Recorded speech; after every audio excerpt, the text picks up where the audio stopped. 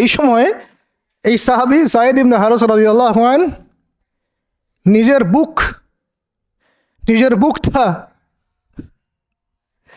বুকটা নবী সাল্লাল্লাহু আলাইহি ওয়াসাল্লামের সামনে এইভাবে দিয়েছেন যে যতগুলো পাথর আসবে আমার গায়ে যেন লাগে, আমার নবীর গায়ে না লাগে।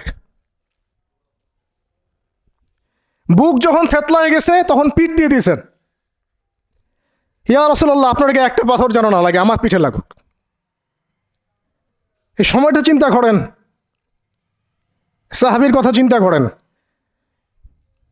তাদের ত্যাগ তিতিক্ষার কথা চিন্তা করেন, ওই সময়ের সবরের কথা চিন্তা করেন। আল কোরআনে বর্ণিত একমাত্র সাহাবীর নাম হচ্ছে যায়েদ ইবনে হারেসা রাদিয়াল্লাহু আনহু।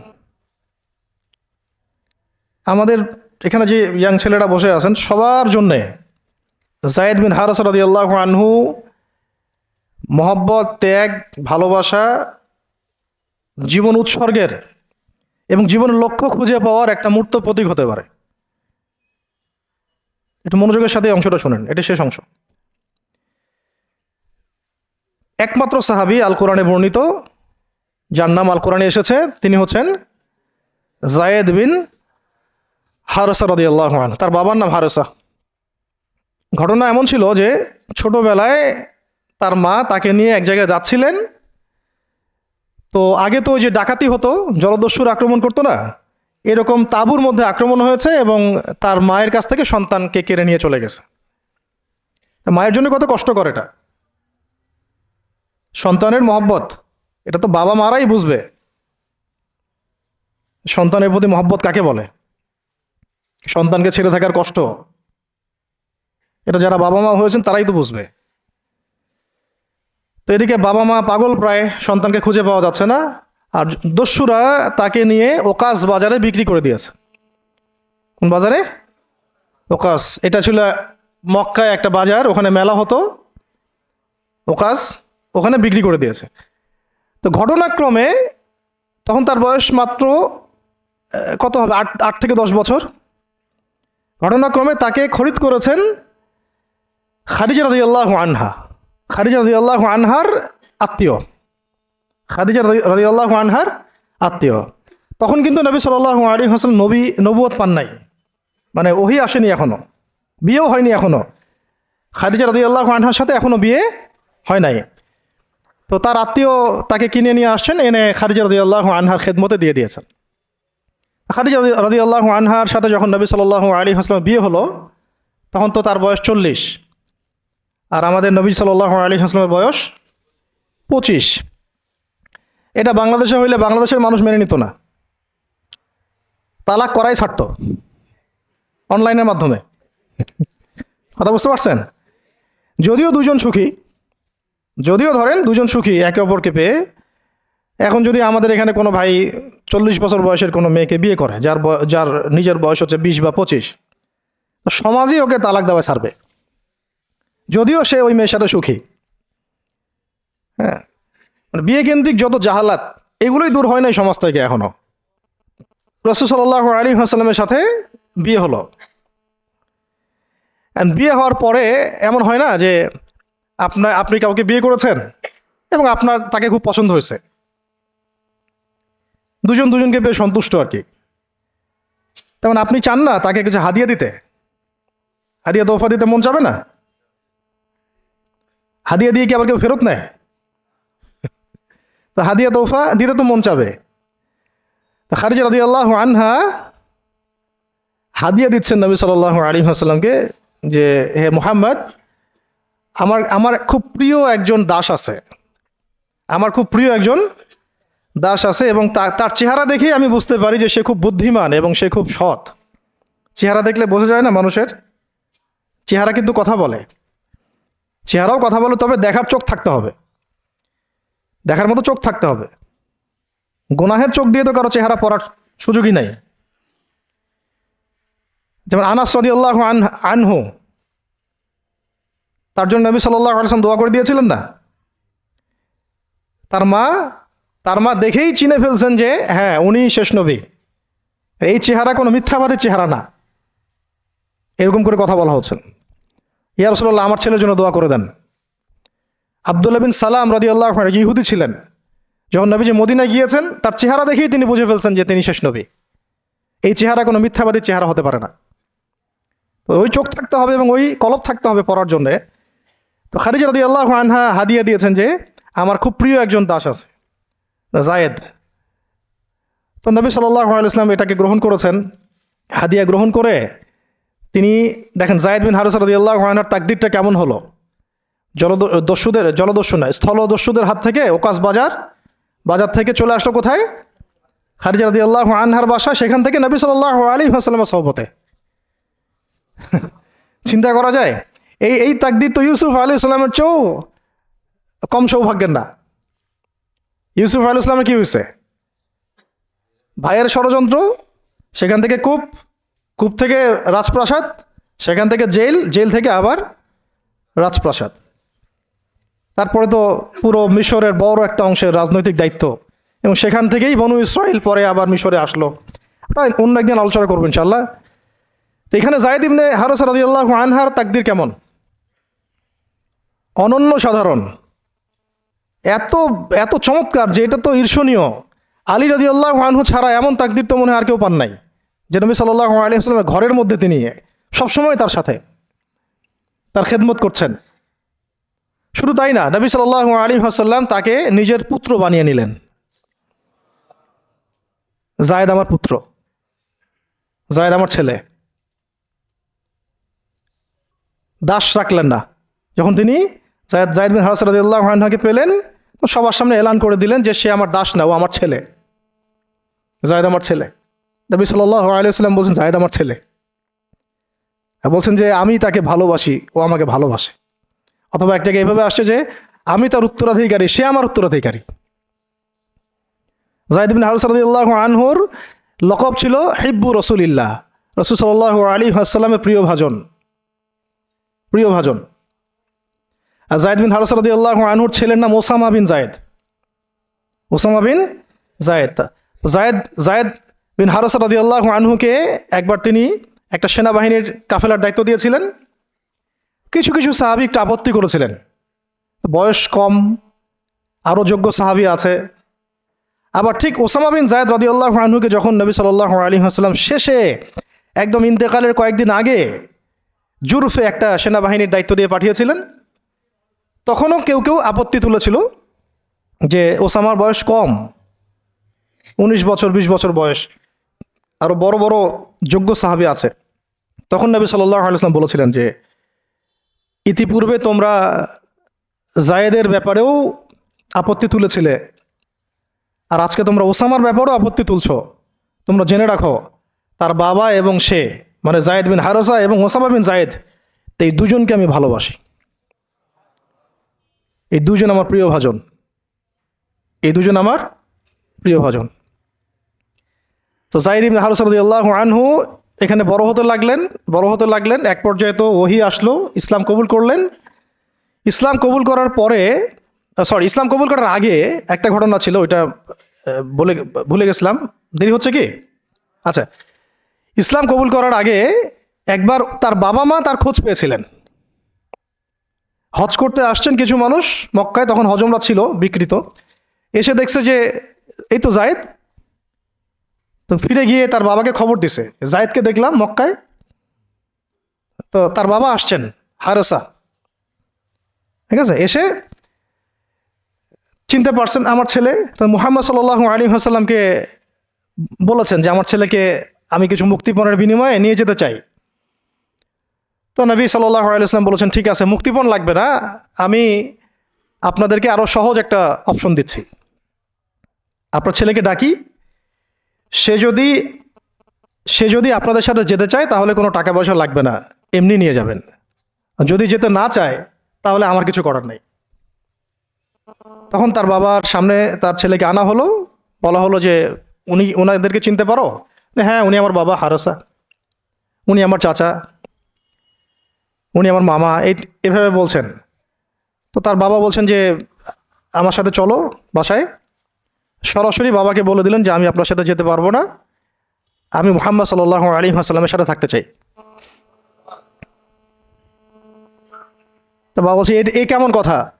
নিজের বাবার সাথে যাবা না, নিজের বাবার পরিবারে যাবা না, বাবার ঘরে যাবা না, উনি তো তোমার আপন কেউ না।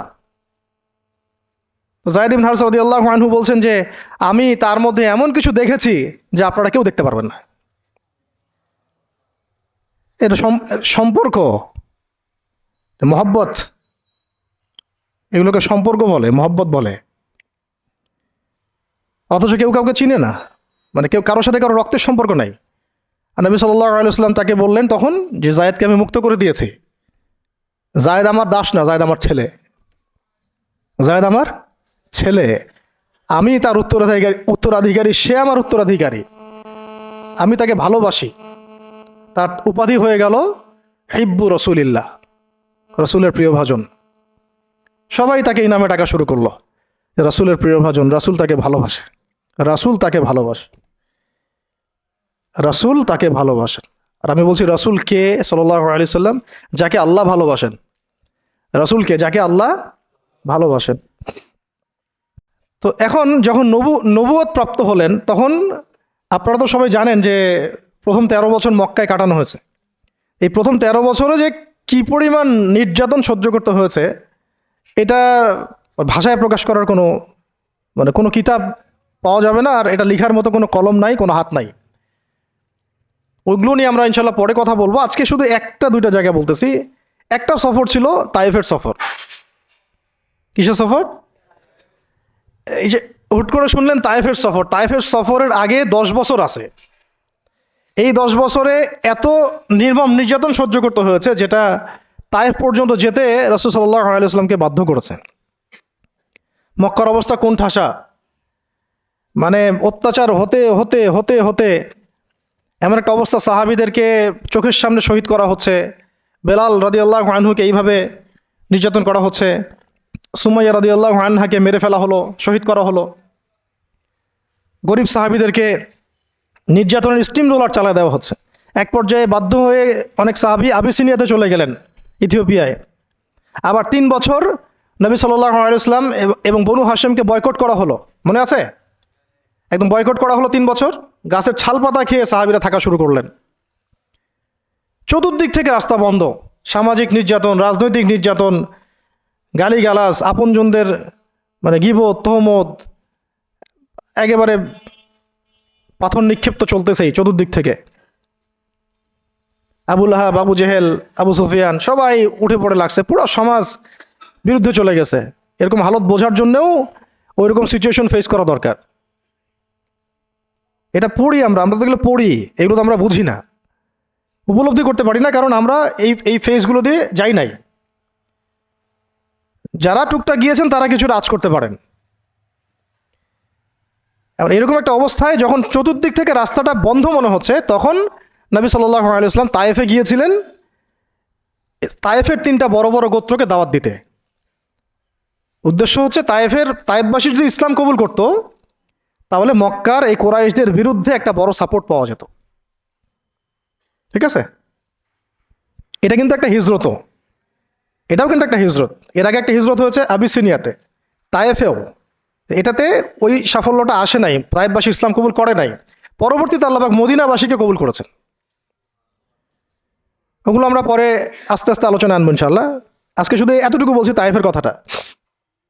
এইখানে সময়টা চিন্তা করবেন, সময়টা ছিল জুন জুলাই মাস, জুন বা জুলাই মাসের মতো অবস্থা। মানে মানে কাঠ ফাটা রোদ বলতে আমরা যা বুঝি, প্রচণ্ড রোদ, প্রচণ্ড গরম, মরুভূমির উত্তপ্ত একটা অবস্থা। এই অবস্থায় মক্কা থেকে তায়েফের ডিস্টেন্স হচ্ছে প্রায় 100 কিলোমিটার, প্রায় 100 কিলোমিটার।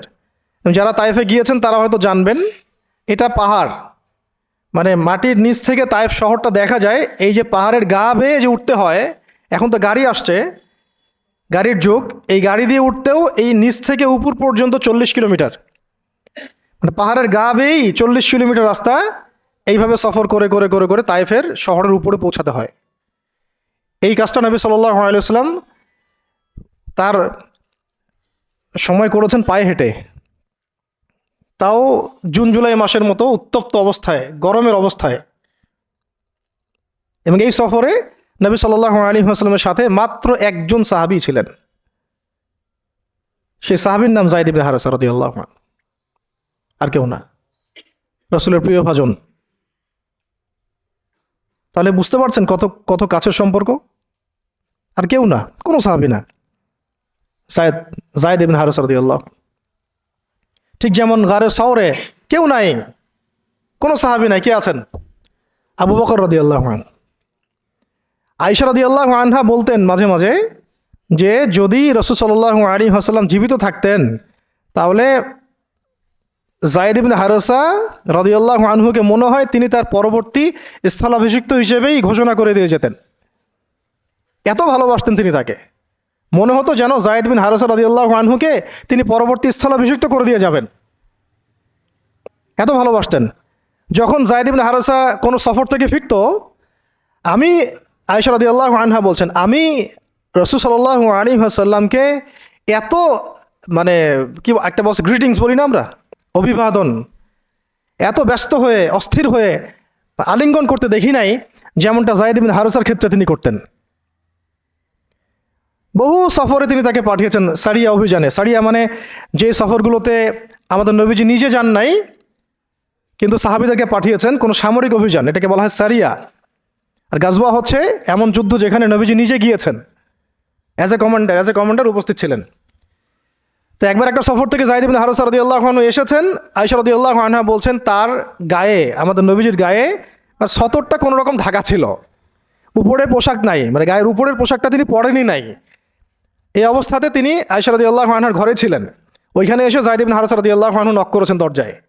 ওই অবস্থায় তিনি উঠে গিয়ে যায়েদ ইবনে হারেসা রাদিয়াল্লাহু আনহুকে আলিঙ্গন করা শুরু করলেন, কপালে চুমু দেওয়া শুরু করলেন যে আমার প্রিয় ভাজন আসছে। ওই সাহাবীকে সাথে নিয়ে তিনি সফর করছেন তায়েফে। তায়েফে যাওয়ার পরে 3টা গোত্রনেতা ছিল ওখানে। অনেক বড় কথা, তো আমি অল্প করে বলছি সময় সংক্ষিপ্ততার কারণে। একটা গোত্রনেতার নাম হচ্ছে আবদে ইয়ালাইল। এর আন্ডারে বহু মানুষ ছিল, যদি সে ইসলাম কবুল করতো তাহলে ওই সবাই ইসলাম কবুল করতো, সে করে নাই। একটা গোত্রনেতার নাম ছিল আবদে মাসউদ, তার আন্ডারে বহু মানুষ ছিল এবং ধনী ধনী বড় বড় ধনী ব্যবসায়ী, রাজনীতিবিদ, সে ইসলাম কবুল করে নাই। আরেকটা লোক ছিল, তার নাম হাবিব বিন আমর, এই 3 নাম্বার গোত্রনেতা। তো সেও ইসলাম কবুল করে নাই। ইসলাম কবুল না করার কারণে এই 3টে গোত্রনেতার কাছ থেকে, আপনারা কি মনে করেছেন একদিন দাওয়াত দেওয়া হয়েছে? প্রায় 1 মাস নবী সাল্লাল্লাহু আলাইহি ওয়াসাল্লাম এই তাইফের এই ময়দানে ছিলেন, দাওয়াতের ময়দানে। কোনো কিতাবে আসছে 10 দিন, কোনো কিতাবে আসছে 15 দিন, 17 দিন, কিন্তু অ্যাপ্রক্সিমেটলি 1 মাস, এটা বিভিন্ন সিরাতের কিতাবে আসছে। এই 1টা মাস তাইফে থাকা, খাওয়া দাওয়া তো আল্লাহ ভালো জানেন কি হয়েছে। তার সাথে একজন মাত্র সাহাবী, দরজায় দরজায় দাওয়াত দেয়া, এবং সবাই দাওয়াত রিফিউজ করলো। বড় বড় 3টা গোত্রনেতাও রিফিউজ করে দিল। শুধু যে রিফিউজ করলো তা না, বরং এমন টিটকারি শুরু করলো, এমন ব্যঙ্গাত্মক আচরণ শুরু করলো যে শেষ পর্যন্ত ওই এলাকার যত ছোকরা ছিল, যুবক, তরুণ, কিশোরী বেশি আসছে বর্ণনায়, এদেরকে লেলিয়ে দেওয়া হলো, সবার হাতে পাথর উঠিয়ে দেওয়া হলো যে এই ব্যক্তি মাজনুন, নাউযুবিল্লাহি মিন যালিক। মাজনুন মানে পাগল, এই ব্যক্তি কাযযাব, এই ব্যক্তি মিথ্যাবাদী, এই ব্যক্তি সাহের, এই ব্যক্তি জাদুকর। কাকে বলা হচ্ছে? সবাই মিলে পাথর মারো তাকে, নাউযুবিল্লাহি মিন যালিক। দৃশ্যটা একটু চিন্তা করেন। 10 বছর মক্কায় দাওয়াত দেওয়ার পর চতুর্দিক থেকে কুরাইশদের নির্যাতন, নিপীড়ন, শারীরিকভাবে, মানসিকভাবে, আত্মিকভাবে, সামাজিক বয়কট, 3 বছর গাছের ছালপাতা খেয়ে পাহাড়ের পাদতলে জীবন কাটানো বনু হাশেমের। আবার আমুল হুজনও হয়ে গেছে। ওই একই বছরে কয়েকদিনের মধ্যেই চাচা আবু তালেবও ইন্তেকাল করেছেন, খাদিজা রাদিয়াল্লাহু আনহাও ইন্তেকাল করেছেন। কি অবস্থা, কি অবস্থা ওই সময় চিন্তা করে, কি কষ্টের সময়, কীরকম কষ্টের সময় আমরা তো উপলব্ধি করতে পারবো না। আমরা তো গাজাবাসীর কষ্ট উপলব্ধি করতে পারি না, রাসূল আর সাহাবীদের কষ্ট কি উপলব্ধি করতে পারবো? এই অবস্থায় আশার আলো নিয়ে তায়েফে যাওয়া, সেখানে গিয়ে যে 1 মাস এই মেহনত করার পর এই অবস্থা। সমস্ত ছোকরারা পাথর মারা শুরু করলো। কি পাথর মারার সেই গতি! যেখানে পাথর মারা হয়েছে ওই জায়গা আমরা দেখে আসছি আলহামদুলিল্লাহ। কি পাথর মারার গতি! এমন পাথর মারা হচ্ছিল যে রাসূল সাল্লাল্লাহু আলাইহি ওয়াসাল্লামের মানে গায়ে লেগে রক্ত বের হতে হতে সেই রক্ত দিয়ে পায়ের যে জুতাটা আছে এই জুতাটা আটকে গেছে। এইভাবে জুতা খোলা যাচ্ছে না। রাসূলুল্লাহ সাল্লাল্লাহু আলাইহি ওয়াসাল্লাম পা থেকে জুতা খোলা যাচ্ছে না, রক্তে আটকে গেছে। আর মানুষ বলছে পাগল, মিথ্যাবাদী, হ্যাঁ, জাদুকর, জিনে আসর করছে। মানুষ বলতেছে এগুলা। রাজনৈতিক ক্ষমতা চাই মনে হয়, হ্যাঁ, অর্থ চাই মনে হয়, দুনিয়ার জৌলস মনে হয় চায়, আমাদের আমাদের ঐক্য বিনষ্ট করতে আসছে। মারো একে, মেরে বিদায় করো এখান থেকে। কোন পর্যায়ে গেলে মানুষ এই কাজ করতে পারে? কি পরিমাণ ক্ষোভ থাকলে মানুষ এই কাজটা করতে পারে? আর কার এগেনস্টে করছে? আল্লাহর প্রিয় হাবিব, যার জন্য আল্লাহ পাক ফিরদাউস রেখেছেন, মাকামে মাহমুদ রেখেছেন, যার সুপারিশ ছাড়া আমরা মনে হয় না জান্নাতে কেউ যেতে পারবো, অসম্ভব। যার যার সুপারিশ ছাড়া বিচার শুরুই হবে না কিয়ামতের মাঠে, হিসাব নিকাশ শুরুই হবে না। জান্নাত তো বহু দূরের কথা, জান্নাতের দরজাও খোলা হবে না যিনি আগে না ঢোকা পর্যন্ত। তাকে মানুষ সেভাবে মারা শুরু করলো। রক্ত ঝরতেছে। এই সময়ে এই সাহাবী যায়েদ ইবনে হারেসা রাদিয়াল্লাহু আনহু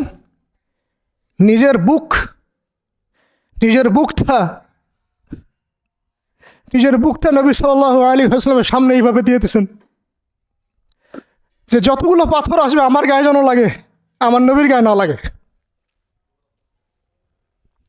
বুক যখন থেতলায় গেছে তখন পিঠ দিয়ে দিয়েছেন, ইয়া রাসূলুল্লাহ আপনার গায়ে একটা পাথর যেন না লাগে, আমার পিঠে লাগুক।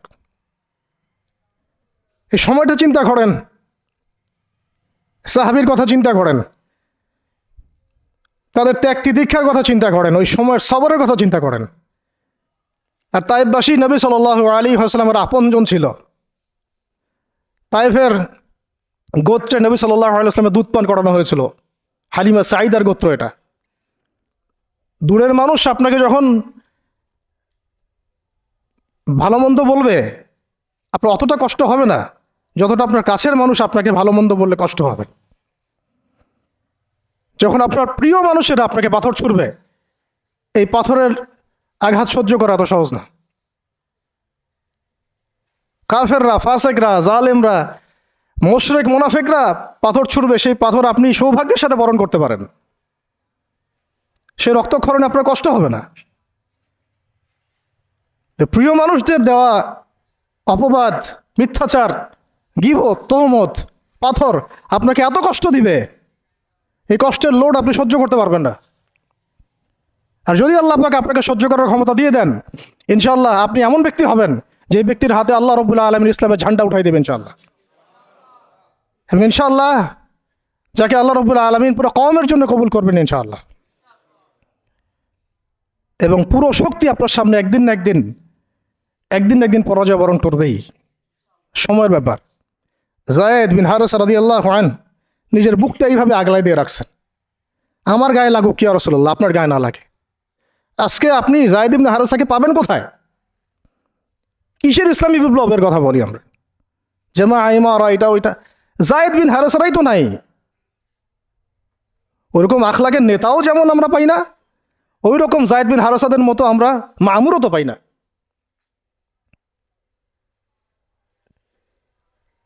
বরং এখন তো এমন যুগ চলতেছে যে মানুষ সামান্য দুনিয়াবী স্বার্থের কারণে, সামান্য দুনিয়াবী স্বার্থ, একটু মোহ, একটু দাম্ভিকতা, একটু অহংকার, একটু জিদ, একটু রাগ, একটু ক্ষোভ ইত্যাদির কারণে মানুষ, নিজের প্রিয় মানুষ আপনাকে মানুষের হাতে উঠাই দিতে পারে।